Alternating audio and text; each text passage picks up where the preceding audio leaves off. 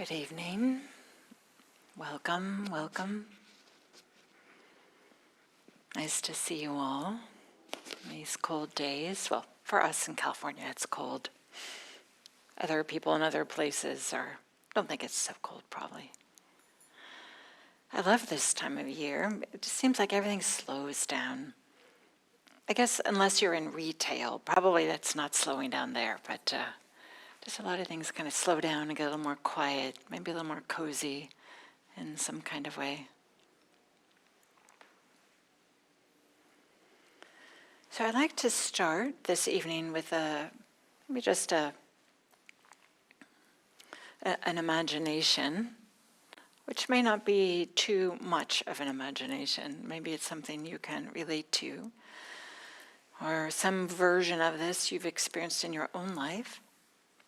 And that is just to imagine that you wake up in the morning and it just feels like one of those mornings, like, ugh. For whatever reason, you didn't sleep well, or maybe you're dreading things you have to do later in the day, or whatever it might be. There's this feeling, oh. And nothing giant is wrong, but maybe you're just a little cranky. I know sometimes, I don't know why, sometimes I wake up a little cranky. And maybe you go into the kitchen and then you see like, oh, there's dirty dishes in the sink. Ugh. Maybe you're the one that left the dirty dishes in the sink, or maybe somebody else did.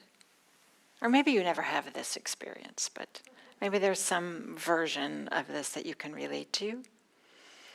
And then there's a way in which the mind can just quickly go, oh, gee, this again? Gee whiz, do I have to do everything? You know, there's this kind of this little bit of crankiness that starts to make this story. Here's one more thing that I have to do, or something like this, some version of this. But maybe there's a second version where you wake up and maybe there's a little sense of, like this inner growl, or maybe there's a little crankiness, and you go out into the kitchen and you see the dirty dishes in the sink. You're like, oh, okay, dirty dishes. And you find a cup, rinse it out if you need to, and make a cup of coffee, cup of tea, whatever it is that you do. And there's dishes in the sink, and there's just dishes in the sink. There isn't a big story that goes with it, like, oh, why does it have to be me, or this always happens, or why couldn't it be other? It's just dishes in a sink. Pretty simple. And so this is what a big part about what practice is about, is to help notice, when I'm using this word cranky. There's lots of different words we could use, but when there's kind of like this mood of crankiness that shows up and it turns just a simple experience into something that's a problem, and there's all these words and stories that go around with it. And instead, there can be a way in which maybe there's crankiness, there's some aversion, some ill will, some hostility, some story making, and we can just turn it into, well, it's just like this, and let's see how this unfolds. With a sense of openness and a sense of ease. I'm not saying that the crankiness, the aversion magically goes away. I'm just saying there's a way in which it can shift, in which it can no longer maybe like color the whole rest of the morning or the whole rest of the day. That's a little bit what I want to talk about, because practice is so much about changing the inner weather, if you'll go with me with this kind of expression, this inner weather, rather than changing the outer experiences, because frankly, we don't get to control the universe. We control so much less than we think we do, and yet we're so often out there trying to change the outer experiences. And practice is about changing the inner weather, inner ecosystem, the inner stance or posture, like literally and figuratively, so that things can unfold differently. In this way that the same situation can maybe feel like as a problem that we have to fix and somehow we're in battle with, to like, oh yeah, this is just what's happening right now. And so one way in which this happens is it's enormously helpful if we can just be aware that there is an inner attitude or a mood or stance or posture that's being experienced right now. So often we don't even notice it. We just think, oh, this is reality. This is the truth because I see it that way, so therefore it must be true. We're not questioning, or we're just assuming that our experience is the perfectly legitimate one. But we have all had this experience where we think something is terrible, and then we get one more piece of information and we just all of a sudden reevaluate everything. Oh, it wasn't so terrible. It's just what it was. I've told this story a number of times, but it had a big impact on me when I was going to meet somebody for a meal that we were going to share, and this person was late. And then, as I'm waiting, the story starts to build like, oh, they're always late, and it's disrespectful. Don't they know that I'm sitting here? And why does this person always do this? And next time I'm going to tell them that we're meeting 15 minutes earlier than we really are, just so that I don't have to do this. And now everybody's feeling, I don't know, just this kind of like this little bit of irritation building up. And then later hearing the reason why they were late, it's like, oh, my heart goes out to them. Oh, okay, yeah. Had absolutely nothing to do with me and some hardship that they had encountered right as they were leaving, right? And so the exact same experience, just noticing how our inner stance just changes our experience of it. I was still waiting, and I was adding the irritation that this was years ago, but this thing that was, extra and just built on itself, and then realizing, oh, it was just waiting.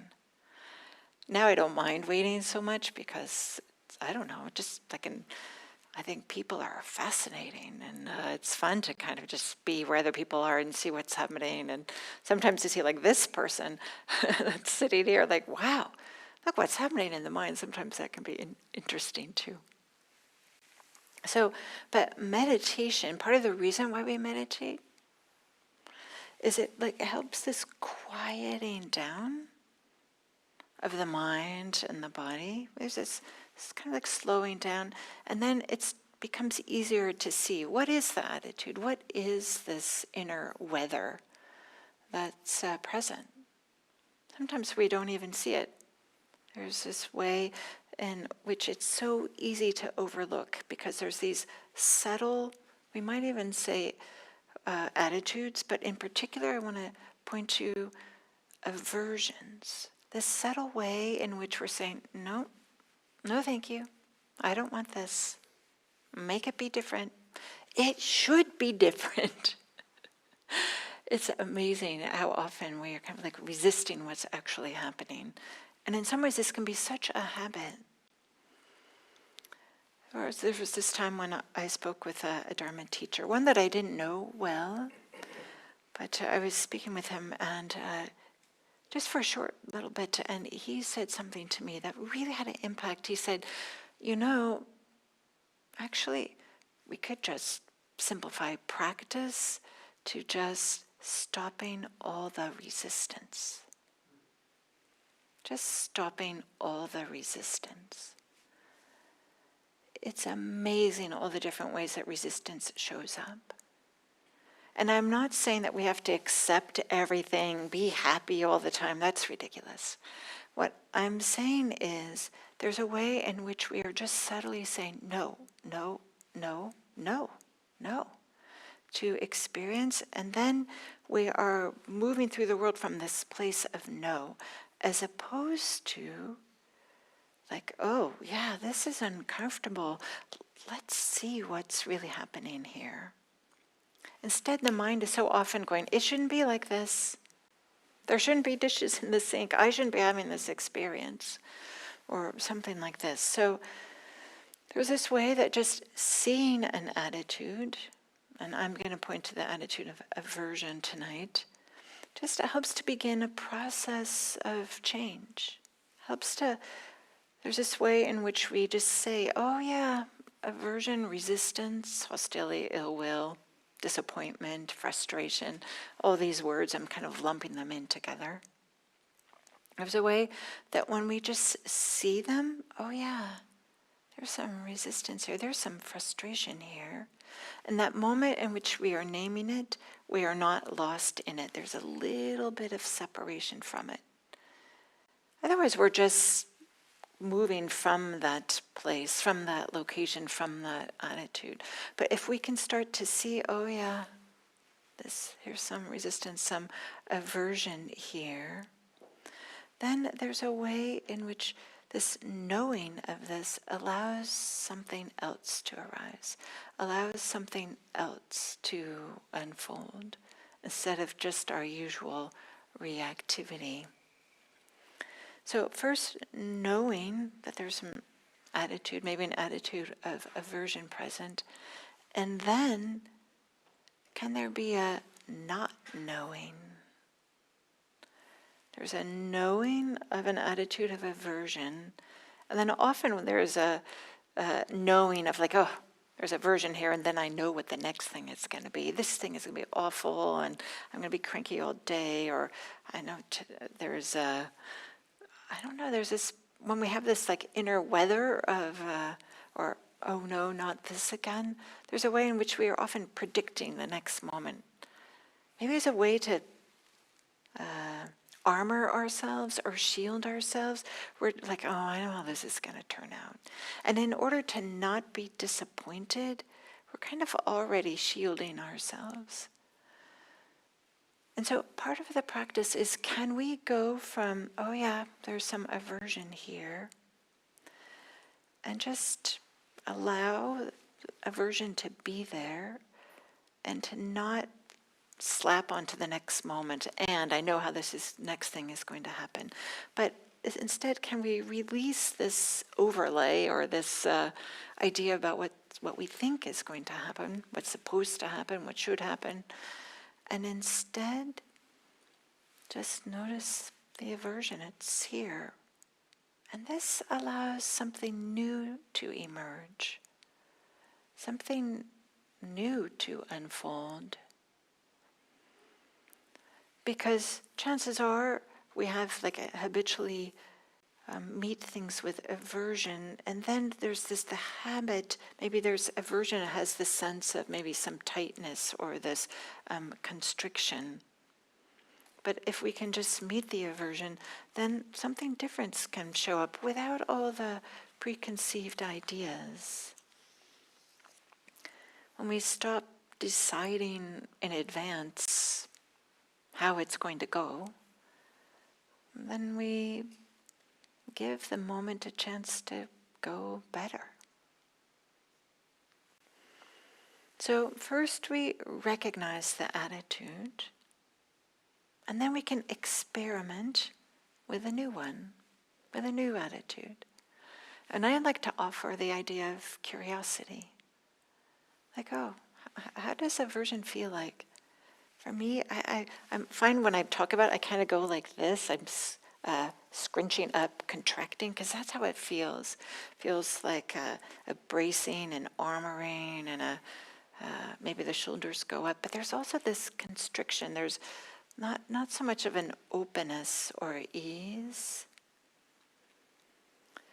So there's this way that maybe there's this sense of resentment that shows up, or hostility, or criticalness, where we're being critical of everything, or maybe this chronic complaining. Like, yeah, every day it's like this, and now I know how it's going to go, and those people over there, if only they would behave better, or those systems, if only they were different, they should be different. Recently, as part of a larger gathering, I was talking with somebody that I don't usually talk to very often, But this person, I had kind of forgotten how they are regularly complaining about all the systems, the DMV, the park district, the highway patrol, the political leaders. Like, it was just going on and on and on. And I was like, wow, it was quite something. But I felt this, there was just this complaining about everything is wrong and it should be better. And I mean, my heart went out to this person. This is not a comfortable way to move through life. But I could also feel that other people that were in this conversation, kind of like the mood going down, and then the mood kind of like, yeah, then what about this, and yeah, that reminds me of that time at the DMV when I had, or whatever. So there's this way, I mean, let's be honest, there are a lot of systems that are frustrating, right? That aren't run perfectly. We're not denying that these things happen. We're just recognizing that this posture, this inner weather, this way of showing up of this chronic complaining is like an attitude of aversion that I imagine this person doesn't even recognize. They're thinking that, well, that's just the way it is. Those things are wrong. And while this conversation was happening, like, nothing got solved. The complaining didn't actually lead to anything helpful or healthy. It just led to this general sense of irritation and annoyance. So one of the tricky things about seeing this, we might be one of these people who finally do this, right? There's plenty of things to complain about. I used to do so much complaining. I had no idea how much until somebody started to point it out to me. You're complaining a lot, Diana. I am not complaining. You're always talking about how much complaining I'm doing. It's so funny that I started complaining about my complaining. It was just like, oh, yeah. It was really helpful for somebody to point this out to me and to recognize, oh, there's other ways to show up. You don't have to always be complaining. And again, I am not pretending like everything is fine. And I'm not suggesting that we just adopt some Pollyanna kind of like fake attitude and pretend like everything's fine, or that we cover up how we really feel. Instead, can we be curious? Curiosity is kind of fun. Like, kids have curiosity. They're learning things. Somebody else I was talking to, they're saying how they have a number of young kids, and they're saying, like, Mom, why is this blah, blah, blah? What about this? Why? But Mom, why? What about this? They're wanting to understand things and then wanting to know a little bit more, understand it. They have this curiosity. They're trying to discover the world and have the world make sense to them. Sometimes it's cute and adorable and fun, and sometimes it's exhausting for the parents. But also this person was sharing how fun it is to kind of like see the world through this with this curiosity, this view of why are things the way that they are. So aversion has this very recognizable flavor when you start maybe even looking for it as this tightening, hardening, maybe a no in the body. But curiosity has more of this openness, like, what's happening? What's here? What's behind that? It doesn't mean you suddenly like what's happening. It means you stop fighting reality long enough to maybe learn what's happening, get to know what's happening. And this shift towards curiosity, it can be just really small. It can start just as a minor thing. It can be as small as catching when you're about to say, "Tss," and then of course, blah, blah, blah, or saying something like, or, well, here we go again, or I don't know, there's these different ways in which there can be this aversion that shows up. But instead, you could just ask a question out loud, if it's appropriate, or to yourself, what's really happening right now? What's going on here? What matters to this other person that they think that what they're talking about, or the complaining that they're doing, the complaining that I'm doing, what matters to them? What am I reacting to? Is there something I don't know that's going on here? So some of this curiosity about what's really going on here. Is there something I don't know? What am I reacting to? Is there something in me that feels sensitive about something in particular here?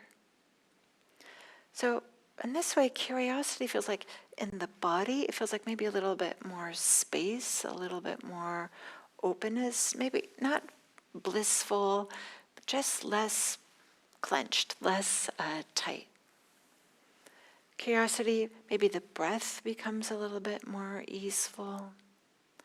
And maybe in the mind has this shift away from judging to looking.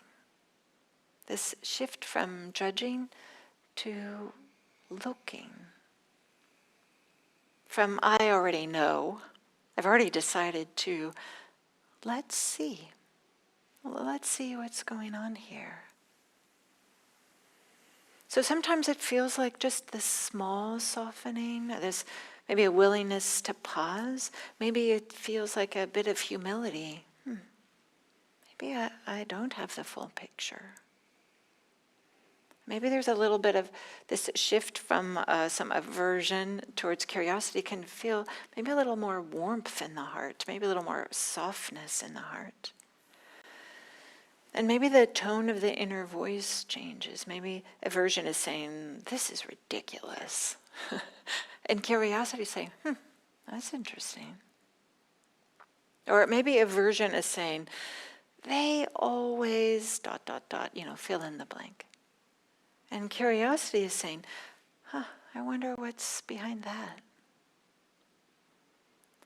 And there is this way that with curiosity, the anger might still be there, the aversion might still be there, the frustration might still be there. But can we aim to not be operating from that aversion, that ill will? Instead, is there a way that we can choose curiosity as a stance, as a posture, as an attitude from which to move? Getting back to that story I told at the beginning, walking in the morning and seeing the dirty dishes in the sink, where the aversion might say something like, am I the only one who cares? Why am I the only one who cares about this? Why am I the only one who takes care of this? Or do I have to do this all the time? Or whatever it might be. But curiosity might be, what's the story I'm telling? Am I tired? Am I overloaded? What is one just simple next step that can be done? So just a very different way in which approaching or experiencing. Or maybe you have a difficult person who feels like impossible. And there's a way like, I can't just be with this person. They are impossible. They're always going this direction and making me feel this particular way, saying these things or not saying those things, or doing these things or not doing those things, whatever it might be. And maybe curiosity experiments with one new angle. Maybe curiosity asks the question, I wonder what they are protecting. I wonder what they are afraid of, or is there something that they're afraid of that's causing them to behave in this way that I'm finding uncomfortable or off-putting or whatever. Or maybe curiosity brings in, what are they needing? It's not that we have to find the answer, it's just a shift in our attitude. It's just recognizing their humanity. So the shift from aversion to curiosity, maybe our even bringing in some of these questions. What are they needing? What are they afraid of? What are they protecting? Or one that I like to bring in, that if I don't know them, if I'm just somebody that I have no relationship with, I just know about, or I sometimes ask, I wonder what their favorite vegetable is. This just makes them human again, instead of this terrible, awful person. Do they like Brussels sprouts? What about eggplant? Of course, right, we don't know the answers to this, but there's just this way, that this recognizing that they eat vegetables just like we do. And then this way, so curiosity shifts our relationship to what's happening in a way that from some contraction to some openness, from some sense of, I already know how this is going to end up, to maybe like, oh yeah, maybe things will be a little bit differently. And then this curiosity is a type of freedom. There's this way, it's a freedom from the I already know stance. Is this freedom from being trapped, no longer being trapped in a fixed story, but instead curiosity allows something new and different to arise. It might be similar to what were expecting, might be similar to what you've seen before, but there also might be something new. But there's no possibility of something new. There's no possibility of moving forward as long as we're kind of like trapped in this story of, oh, I'm the one that always has to do the dishes, or that person is always the one that's complaining, or whatever it might be. So curiosity brings this not knowing mind instead of being trapped and stuck in this knowing mind. Sometimes we think of this not knowing mind as beginner's mind. And in this moment there's this freedom because we're no longer compelled to maybe defend or attack or rehearse this usual way that we are meeting this moment when we have some aversion. Instead, there's this freedom of, let's see what's going to happen next. We stop building our case. And then another way in which curiosity is a type of freedom is that we have this freedom from this selective attention. When there's aversion, the mind fixates on what it doesn't want, what it does want, and what it fears, and then there's this way in which the mind spins out. But if we have some curiosity, it kind of like interrupts this fixation. And instead of, I don't like this, there's, what's happening? What's going on with myself? What's happening here in this moment? Kind of like brings us here into this actual moment. Things that we can actually know and experience, as opposed to like this story, which so often we don't know, because the story is about the future. And of course we don't know the future. Of course we don't. Nobody does. So there's this way in which curiosity just doesn't help you understand yourself, understand the situation, maybe understand other people. There's a way in which it changes you. Because when there's more freedom, more room to allow the next thing to unfold, which curiosity allows, there's a way in which maybe aversion is being locked in a small room with your irritation, and curiosity is kind of like opening the window and letting some fresh air in. And we don't maybe feel as compelled to respond in the usual way. And so there's this turning point in practice that happens when we start to feel these smaller ways in which there can be more freedom. For example, from going from aversion to curiosity and feeling just a little more openness and ease and freedom that allows, even though it's just maybe a little bit more freedom. There's this turning point in practice when we start to realize, oh, there's almost always, and I would say, unless you have complete freedom, there's always more freedom available. There's always more freedom available. And sometimes we are experiencing it. Sometimes we experience it because we are intentionally making maybe this shift from aversion to curiosity, or maybe there's this way in which it's just arising. We have some ease, maybe with meditation sometimes. There's this feeling of freedom. And once we start to realize, oh, there's less stress, there's more ease, more openness, this maybe a visceral feeling of this absence of stress, this absence of the mind no longer pushing or straining or collapsing or pulling back. Instead, there's just a sense of ease and simplicity. Then the mind and the body just start naturally orienting that direction. Just like it's a habit maybe to always be complaining and seeing everything that's wrong, there's a way, there can be just start to be more and more a habit of sensing into the simplicity and ease of the moment, sensing into the freedom of the moment.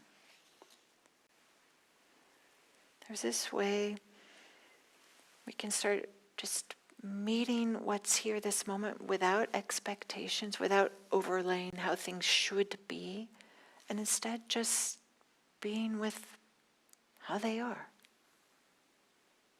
It doesn't mean it's absolutely pleasant and exactly what we want, but there's this way in which the problemness like drains out of the situation. And we just do what we're doing completely, maybe fully, freely. And there's this sense of ease that arises. And there's this joy and happiness that comes from there. This lightness, this openness. It's maybe this, maybe even like before there's the sun starts to rise, it's completely up in the sky, but there's light that's shining, and sometimes it's beautiful, right? When there's a sunrise. I saw a number of sunrises recently, and sometimes I forget how wonderful it is. But there can be a sense of that, like, oh, there's some lightness, some openness here with maybe a little bit of delight too. And then as this feeling of freedom or non-aversion starts to become stronger in us and more familiar for us, it becomes a reference point. And it just starts to become more and more easier to orient that way, no matter what's happening. Because, right, this is about the inner weather, not about getting all the outer experiences perfectly how we would like to do them. So this becomes a way in which we can live our lives with more ease, more freedom. And we might say these moments of aversion, which feel kind of like this tightness, this inner, for me, I kind of think of it like an inner growl, like, and when I feel that, like the body contracting or this inner growl, sometimes has maybe like a darkness in the mind too, maybe heaviness in the mind, heaviness in the body. I can just do this little shift, like what's happening here? And just that little different orientation can bring in some openness. And this openness can start to open more as we start to recognize and trust it, as it starts to become more and more familiar. But first is just this invitation to go from, oh no, not this again, to let's see what's here. Let's see what's here. So I'll close with that. But also with just a deep and sincere wish, as the new year is just a few days from now. May your 2026 be a time of more and more freedom, more and more ease, more and more peace. May there be a way in which your heart and mind are nourished and supported in a way that touches you deeply. I know some of the things that we talk about here, there can be a way it could be glib, like, oh, just go from aversion to curiosity, you'll have some freedom, no problem. See you tomorrow. But there is something that's something beautiful that's really available. And it can start in the midst of our being irritated with how things are. So often we're waiting for things to just be perfect. So may you find things in your life that nourish and support you and enable you to meet some of these difficulties, guaranteed to be difficulties. Nobody's exempt.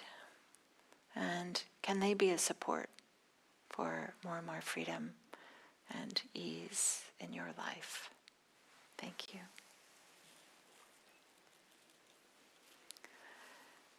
And now I'll open it up to see if there's some questions or comments.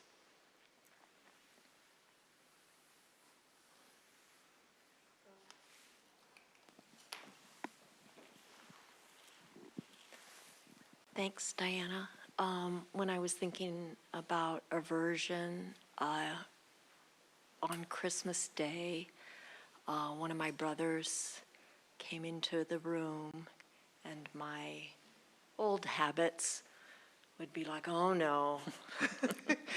But this time, I was thinking, yeah, I have the impulse to go to the other room. How does that feel? How am I noticing the few other people in the room and the body language? And then a couple times I've felt more compassion for him. That's hard for me to find sometimes, but it's just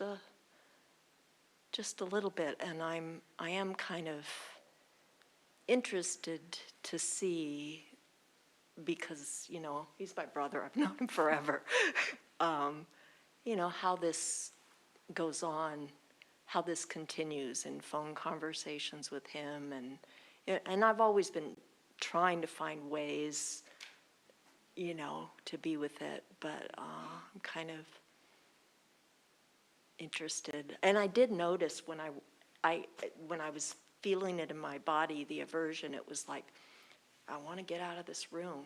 I want to go to the kitchen where the fun people are. Anyway, that's all. And did you have a sense that things unfolded a little bit differently with your being kind of like just aware of your aversion? A little more accepting. Yeah. Nice. Yeah. And especially with family members, because we have a lifelong patterns of being with them. It takes time, of course you know this, and it starts exactly like this, just noticing. Thank you. Maybe right here next to you. So I'm wondering, you made a recommendation that curiosity is a good way of approaching these sort of issues. And I've been trying to work with this because last week we talked about REFT and the A for allowing, which sounds very much like stop resisting, which is one of the Dharma teacher suggested. And so I ran into some very difficult problems, and I tried to use this, so allowing, so I asked myself, what does it mean? So I just said, okay, only thing I can do, ask questions of myself. What am I doing? Why am I doing this? So that I thought was a good tool, but it didn't work for me. So But I'm sorry. it didn't work for me, this tool. That's what I think curiosity is, to ask questions about what is happening. And I wonder, is there any other recommendation that... Yeah, so thank you for bringing this up. Well, curiosity, and when you offered the questions, I wouldn't necessarily recommend those questions. What does this mean? It's like, we could just, on 10 different days, you can come up with 10 different ideas. What does it mean? Why is this happening? That often isn't helpful either, because we don't know, or we can, again, make it. It's more the curiosity is more like, what is this? What's happening now? So it's not to figure it out. It's more, the curiosity is more about, let's open to be what's being experienced right now. And sometimes the curiosity could be like, well, what's happening in my body? What is the mind doing? And maybe I offered some questions. I wonder, like I asked just, what kind of vegetables do this person like? It's not that I need to know what kind of vegetables, it's just more, it's the asking the question that changes our relationship, kind of like humanizes them. But the questions about why or what does it mean, there aren't really answers to these. I mean, I'll just say that. There's so many different answers, but it's the curiosity is more about what's happening. How does this land for you? And that putting it that way, does it mean that, okay, what is happening now, feeling it in your body, that's the kind of curiosity? Yeah. Feeling it in your body, or also just noticing what's happening right now. Just using the example earlier, yes, there's this person here and I have a response to it, but there's other people here in the room. There's other experiences being had. There's completely neutral experiences. My feet are on the ground. Maybe there's people talking. Maybe there's laughter coming from the kitchen where the fun people are, or so, I don't know. So it's this curiosity is one, being what's happening in the body, what's happening right now, but it's also letting go of any idea of how things should be or how we want them to be. So curiosity is maybe a not knowing stance. So it's more an attitude than finding answers. So maybe I should have been more explicit about that. I appreciate your question very much. Thanks. It's not about finding answers. I mean, just because finding answers is, I mean, there's a role for that and a place for that, and it can be enormously helpful. But this practice is more about finding the ease and freedom that's available. And there's a way that finding answers is just a distraction, or it's just a way of avoiding what's actually happening here. Not always, but sometimes it can be. Just offering that.